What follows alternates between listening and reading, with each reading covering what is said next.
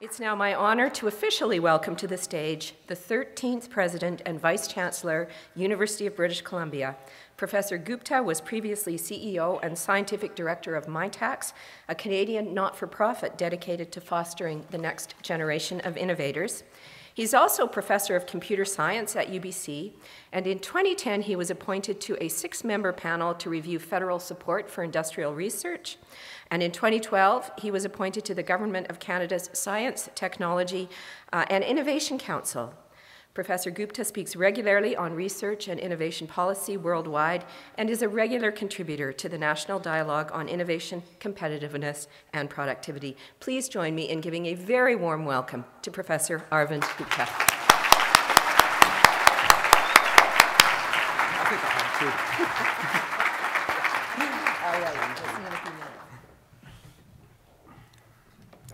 Thank you so much, Janet. I wasn't sure when she was going to stop. Good afternoon, everyone. It's a real honor to be here on the traditional territory of the Coast Salish people and in the very good company of the Vancouver Board of Trade. I'd like to acknowledge all the wonderful sponsors for this lunch, so thank you very much to our sponsors. And our special guests, who Janet talked about, I'm going to mention a couple of others. We also have the chair of our Board of Governors with us, John Montalbano, and our new chancellor started the same day as I did, and Lindsay Gordon. So a round of applause for them.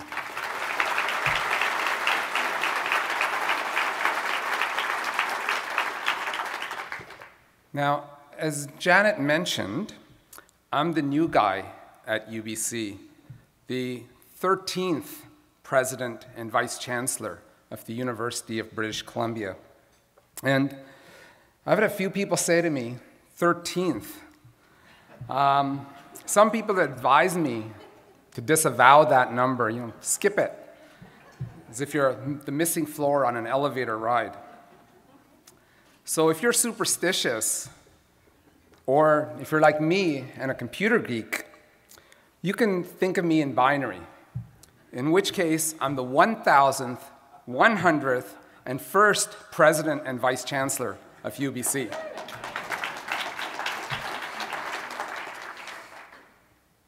But I feel very lucky to be here with you today, building on the example of all the great presidents who preceded me. And I believe that UBC is poised for a fortuitous leap forward in the coming decades.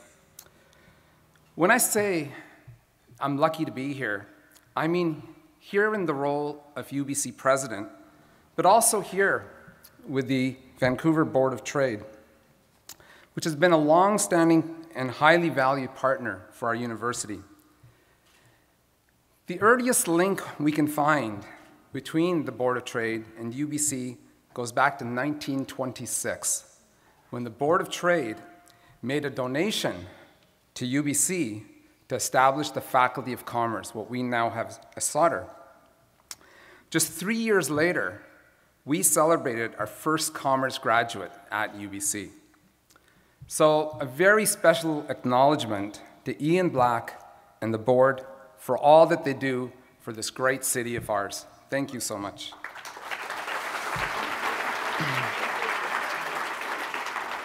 And Ian, I have a special message for you.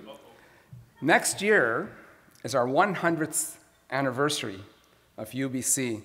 And just so you know, we're accepting equally magnanimous gifts at that time. He said, good luck. But the reality is that great cities and great universities exist in a special symbiosis. They go hand in hand, feeding, inspiring, and energizing each other. It's a relationship that's become increasingly integral through the ages. Professor Chunky He of the Chinese Academy of Sciences noted in 1999 that we've had 4 great ages of human development: the Stone Age of the hunter-gatherer, the Agrarian Age, which made the first cities possible, the Industrial Age, which made them both necessary but often quite unpleasant, and the Knowledge Age. In the last of these, the knowledge age, universities went from being beneficial constituents of great cities to essential partners.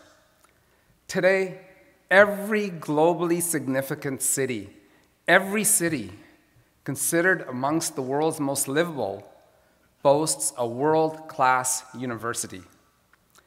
The urban theorist Richard Florida explained this a decade ago in his book, The Rise of the Creative Class. His research in places like Austin and Boston showed that creative cities depend upon innovative universities. From Stanford to Silicon Valley to the university cluster around Research Triangle Park in North Carolina, he documented that town and gown, working in synergy, enhance the social and cultural components that underpin a knowledge economy. Industry used to choose locations based on access to physical resources or tax breaks. Today, they move in search of knowledge workers, intellectuals, and artists. Just consider the new tenants in the Nordstrom building on Granville Street, Sony and Microsoft. They can locate anywhere in the world, but they came here, among other reasons, to take advantage of the people and innovations that flow from this region's top post-secondary institutions. In its 99 years, UBC has been indispensable in establishing Metro Vancouver as a provincial economic engine and a Western Canadian center of culture and innovation. We've been essential to the development of BC's resource economy while also pioneering in fields such as health sciences, biotech, multimedia, IT, and clean energy. We fuel the burgeoning creative sectors, architecture, design, film, gaming, and the performing arts. And we are a mainstay in civil society, providing experts and professionals to the public and not-for-profit sectors and conducting research that addresses critical societal issues. With major campuses in Vancouver and Kelowna, nearly 60,000 students, 19,000 faculty and staff, and 300,000 alumni, our influence is felt across the province and around the world. Our economic impact adds up to some $12.7 billion annually. That's 6% of BC's GDP. Students understand the value of a UBC degree. Last year, we had more than 3 applicants for every seat. Thanks to our global reputation, we attracted more than 10,000 international students, among whom the undergraduates alone contributed more than $600 million to the BC and UBC system. We leveraged the presence of this international contingent in many ways, including generating efficiencies that allow us to create hundreds of additional spaces for our own BC students. We also offer an educational experience that is amongst the very best in the world. For example, our completion rates at UBC are 78%, nearly 20% higher than the US average of 59%. And the baccalaureate graduate survey shows that within 5 years, 96% of UBC alumni are working in high-skilled jobs.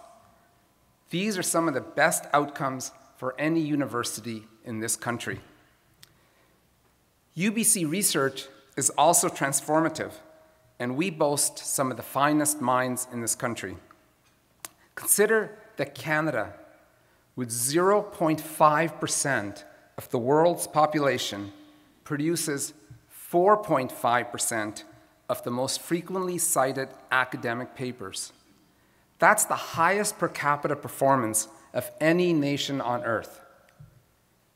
Within Canada, UBC is a heavyweight. We attracted $560 million in research funding last year, the second highest in the country. And we spent it well.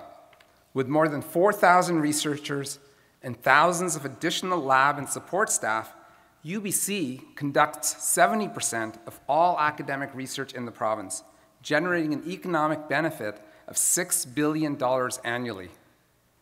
Amongst Canadian universities, the C.D. Howe Institute ranks UBC first in total patents, US patents, and income from licensed intellectual property. And from 1991 to 2010, we ranked second in licenses, inventions, and startups. We claimed 139 patents and launched 18 spin-off companies in the past 3 years alone. So as I said, I feel incredibly lucky to be at the helm of this great enterprise. But that does not mean UBC can rest on its laurels. It's great to be counted amongst the world's top 25 public institutions. But in that company, if you're not moving up, you'll quickly find that you're sliding down. The Boston Consulting Group estimates that within the next 10 years, between 1/4 and 1/3 of all US universities will go bankrupt. Canada has a different system for its universities, but we're facing many of the same challenges: funding pressures, student demand for a higher rate of return on their tuition, employer demand for students who are job ready, increased competition from online sources, and from other great institutions from around the world. So, as much as UBC is doing a remarkable job, we have to do better. To that end, let me talk about my 5 areas of priority. First and foremost, UBC is a place of learning. Our primary responsibility is to our students, to your sons and daughters, to your future employees, and your shareholders. Increasingly, the list of students includes all of us. A knowledge economy requires a well-educated populace and a lifetime of learning, and UBC is positioning itself to respond. Second, UBC is a place of engagement. The question for me is never, what can UBC do for you? Or what can you do for UBC? It's always, what can we all do together? Third, UBC is an international place. We are positioned globally, we compete globally, and for the people of Vancouver, British Columbia, and Canada, we're both a global microcosm and a nexus, a gateway to the whole social, economic, and we hope, sustainable world. Fourth, UBC is a place of innovation in the way we operate, educate, and participate in the community and the economy. And fifth, UBC is a place of research. And that's fundamental, because excellence in research is the distinguishing characteristic of our university. Research excellence is what puts our students at the cutting edge of knowledge, giving them access to the latest discoveries and revelations. Research excellence allows us to nurture the leaders you need and to answer the questions you bring us. Frankly, it makes our reputation. It enables us to compete for the kind of faculty that have put UBC in the top 25. And this focus on excellence is what gives us the confidence to aspire to be in the top 10.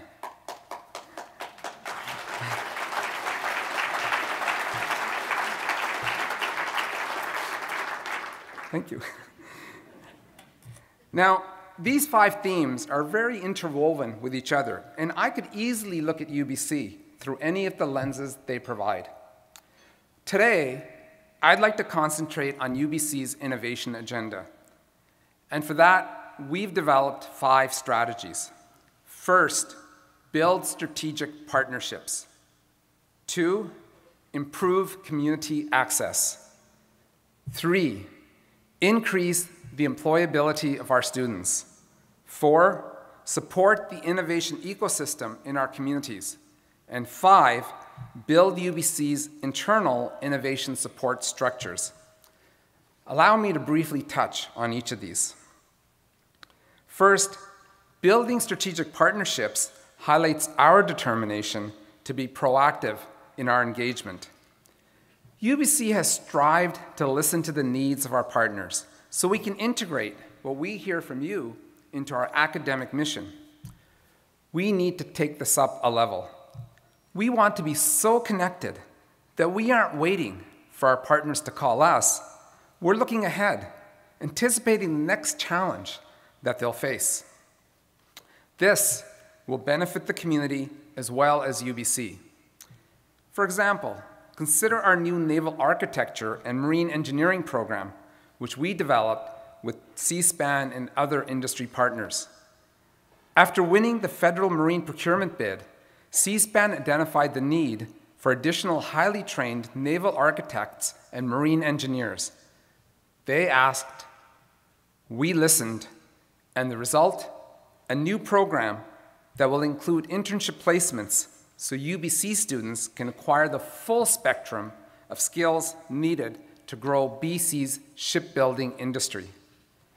Strategic partnerships also include consortia in key resource sectors, forestry, mining, and now LNG. A recent UBC analysis revealed that 24% of our curricula directly supports the resource industry.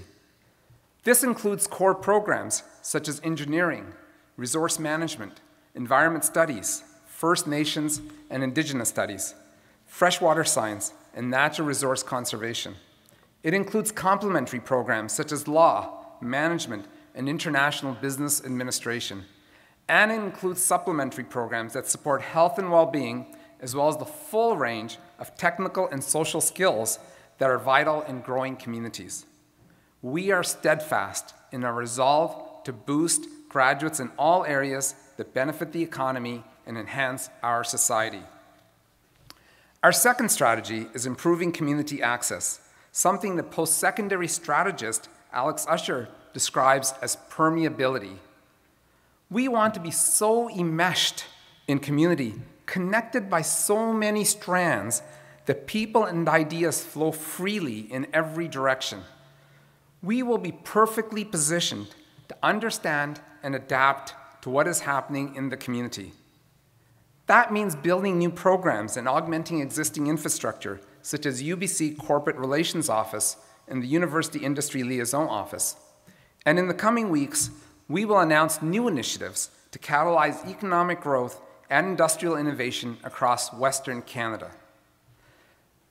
We also cannot forget the importance of physical access. The Broadway corridor is a critical west to east access. Starting with the largest and most influential university in Western Canada, it then connects a series of research-intensive hospitals, a global leadership hub in cancer research, and a host of high-tech employers along Broadway and Great Northern Way. It then goes on past Vancouver Community College, all the way to SFU Burnaby in one direction and to SFU Surrey in another. Here lies a world-class capacity for knowledge generation. We have a responsibility to follow through with knowledge deployment and knowledge exploitation. How many Microsofts and Sonys might locate along that line if we could move brain power efficiently and effectively? This is not a traphus snarl in need of a Band-Aid. This is an opportunity to create the kind of social and economic activity that will transform the corridor into one of national significance. We must not let the Broadway corridor become an unfortunate footnote in the history of transportation planning. I want it to be the reason that the most innovative industries in the world move to our city. The third strategy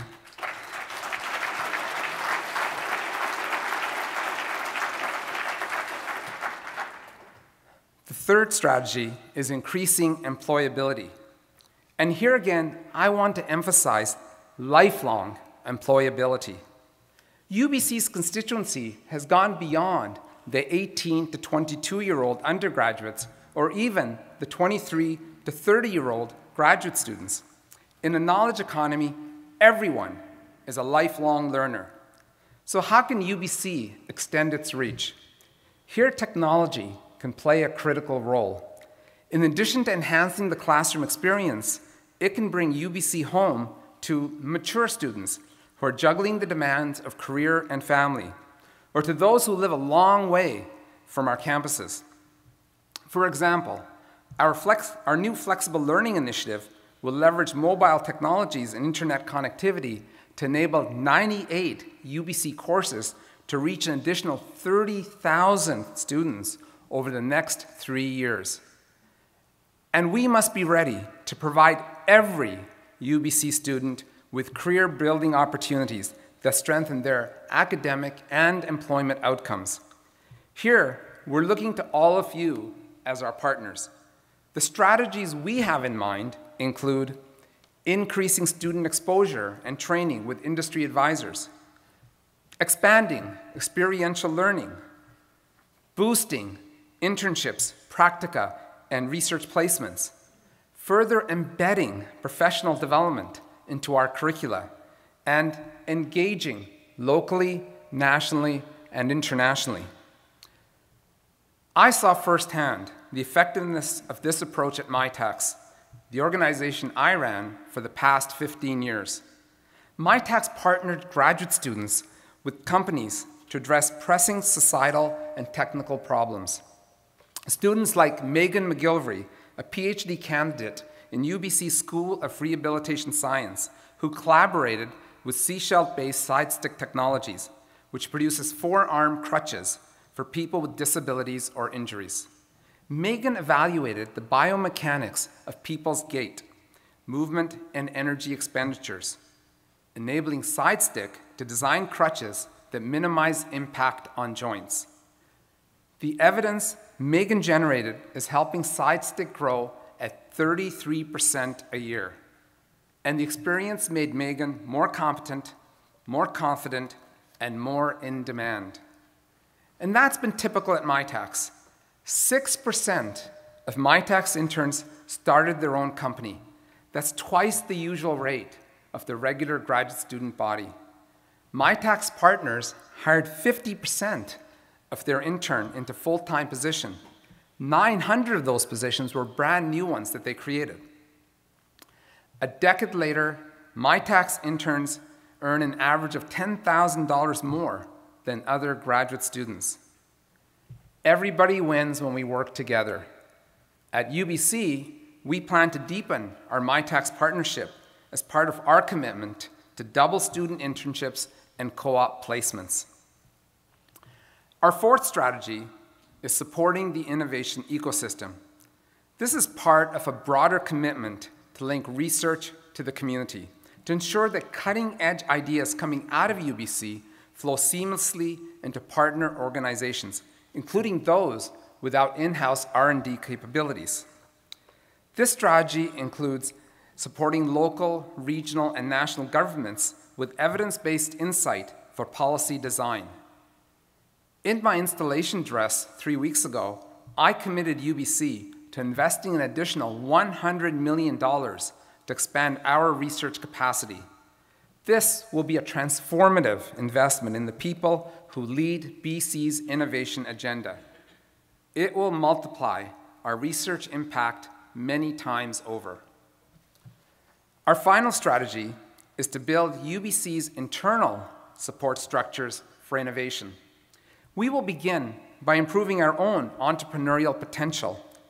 Now, entrepreneurship implies an appetite for risk and innovation in whatever we do, whether it's starting a new business or designing new outpatient services in a clinic or hospital. Our efforts at UBC include a novel course in the Sauder School called Entrepreneurship 101, open to any second-year student on campus. The first offering attracted 160 students from 12 faculties. The course is part of our broader effort to support entrepreneurship among students, faculty, and staff. The net effect of the 5 strategies I've outlined is to make UBC more innovative, improving everything from the quality of our teaching and research to the accountability of our administrators, including me. We are turning UBC inside out, tearing down any remaining walls between us and you, putting our resources, human, physical, and virtual, in service to the community. And to be clear, by community, I mean the whole of civil society, industry, governments, and nonprofits. Our contributions from art, from knowledge, from innovation are counted in dollars, but also in broader societal terms. Consider the Center of Excellence in HIV/AIDS. Dr. Julio Montaner and his team introduced treatment as prevention in a 2006 Lancet paper, and by 2010, they had demonstrated that antiretroviral therapy can reduce HIV/AIDS mortality rates by more than 90%. Hundreds of thousands are seeing their lives made better and their communities made stronger. At UBC, we are particularly appreciative when our friends help to push the envelope. Yesterday, we announced that geologist and UBC alum Charles Fipke, who discovered Canada's first diamond mine, has contributed a total of $9.1 million in UBC and Vancouver Coastal Health's capacity to advance Alzheimer's research. He's done so in part to honor our former BC Premier, Bill Bennett, who has been stricken by this cruel disease. This builds on Chuck's previous contributions to our UBC Okanagan campus in the Chuck Fipke Center for Innovative Research. We are grateful to his confidence and excited about the potential for major medical advances. The rewards for this kind of community partnership are inestimable, and that is why we must become even closer, whether by improving transportation links or expanding our presence in downtown Vancouver. We will build on the UBC Learning Exchange and our profile in Robson Square. In closing, I want to mention a UBC student program called Imagine, an annual event in which we call on our campus community to envision and engage in all that UBC can be. I'd like to ask you to join me in that exercise. Imagine UBC, BC Cancer, and the hospitals working together to create novel therapeutics, as has been done in Boston. Imagine UBC and its transportation partners revolutionizing goods movement technologies, as is happening in Sydney and Singapore. Imagine linking UBC with the high-tech, health, finance, and creative hotspots, as is happening in Toronto, San Diego, and London. And now imagine the impact if we did all of this simultaneously. Thank you today for your attention. It is immensely encouraging for me to see so many of you here to help build our society as we work together to search for new trade links, to develop top talent, to foster the latest innovation. UBC is committed and delighted to be your partner. Thank you so much.